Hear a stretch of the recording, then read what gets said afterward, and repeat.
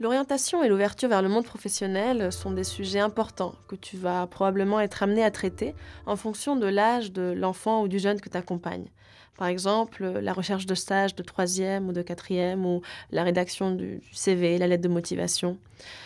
Ce sont des moments importants, souvent charnières, que tu as déjà vécus. Et toi, simplement, pour le fait d'être déjà étudiant, tu as sûrement beaucoup de choses à dire.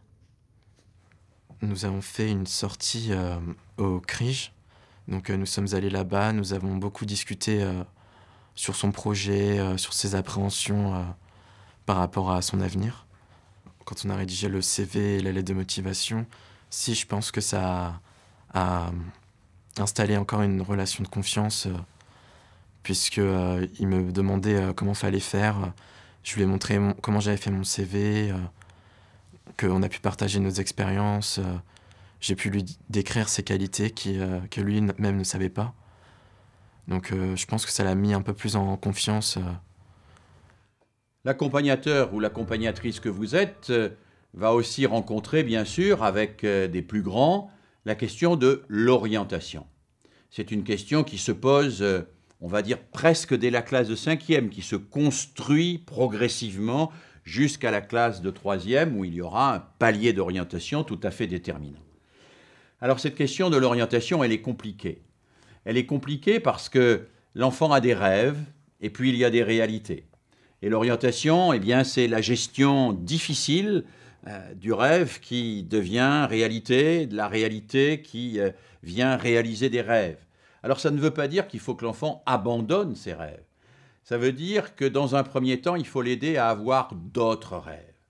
Trop souvent, on considère qu'aider un enfant à s'orienter, c'est alors qu'il veut être pilote de ligne, lui expliquer qu'il ne pourra faire que décharger les bagages avec le niveau de diplôme qu'il a. C'est-à-dire on rabat ce qu'on appelle son niveau d'aspiration sur son niveau d'expectation.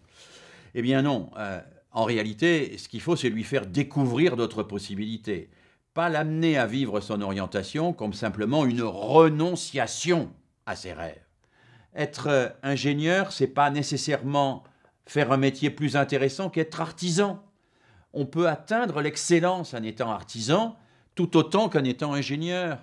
On peut atteindre l'excellence dans un métier qu'on appelle à tort manuel, parce que ça demande quand même beaucoup d'intelligence, et dans un métier qui est considéré comme bien plus valorisé socialement. L'important, c'est de sortir des stéréotypes, de sortir des clichés.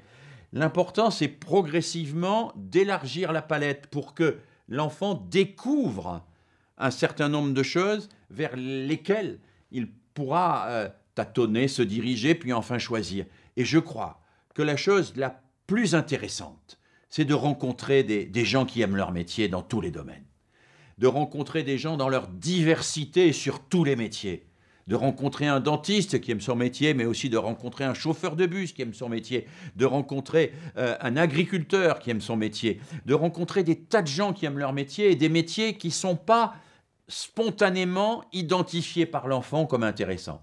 Que l'enfant puisse entendre que les métiers, c'est passionnant, qu'il y a toujours à inventer, qu'il y a toujours à créer et qu'on peut s'y réaliser, eh bien ça le mobilise sur ce métier et je crois que ça le mobilise pour sa vie.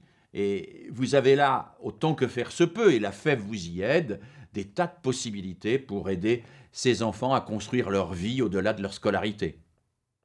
Il faut savoir que le contexte social et familial est très déterminant en matière d'orientation, tout ce qui est réseau, connaissance des métiers, etc. On ne choisit que ce qu'on connaît. Donc, tu vas, en permettant en fait au jeune d'élargir sa palette de choses qu'il découvre, tu vas lui permettre d'élargir sa palette de choix. Et ça, c'est déjà une très bonne chose. Concrètement, qu'est-ce que tu peux faire ? Tu peux discuter avec l'adolescent que tu accompagnes pour essayer de le mettre dans une posture réflexive par rapport à ses goûts. D'où viennent ses goûts ? Est-ce que c'est la pression de ses parents ? Est-ce que c'est les médias ? Est-ce que c'est le regard que portent ses enseignants sur lui ? Est-ce qu'il est dans l'autocensure ?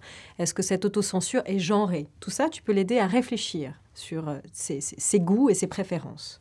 Il y a aussi la question de la découverte des lieux d'information et d'orientation. Tous les BIJ, les PIJ, les CIO, c'est important que physiquement, tu puisses l'emmener pour découvrir ces lieux. Et puis, il y a aussi tout le temps que tu vas passer avec lui sur Internet pour aller voir des ressources, parce qu'on sait maintenant que les ressources sur l'orientation sont très largement dématérialisées. Et tu peux aller sur tous les sites existants ou, par exemple, utiliser le site de nos amis We Take Care, Click and Job, qui peut t'aider à le mettre en situation pour réfléchir à son orientation. Et puis aussi, tu peux parler de toi, de comment toi-même tu as vécu le moment de l'orientation et puis ta vie d'étudiant.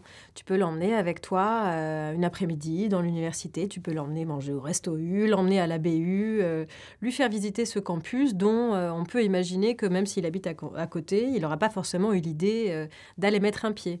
Et ça ne veut pas forcément dire que tu vas faire de lui plus tard un futur étudiant, mais ça veut dire que tu auras participé symboliquement à le faire rentrer dans un lieu dont très certainement il se dit « c'est pas pour moi ». Et ça, c'est pas rien.